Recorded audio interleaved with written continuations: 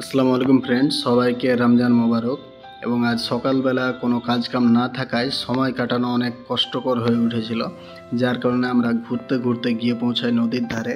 এবং সেখানে গিয়ে দেখতে পাই এই কাকুটিকে, যে খুব সুন্দরভাবে মাছ ধরছিলেন।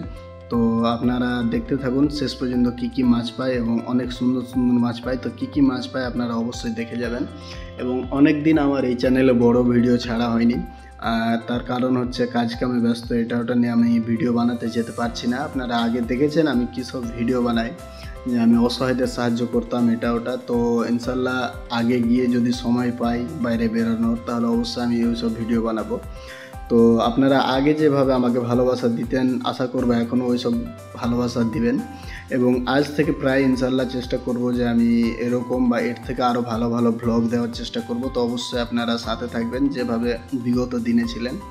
তো পুরো ভিডিওটা দেখুন এবং শেষ পর্যন্ত দেখে যান যে কাকুটা কী কী মাছ পায়। আসসালামু আলাইকুম।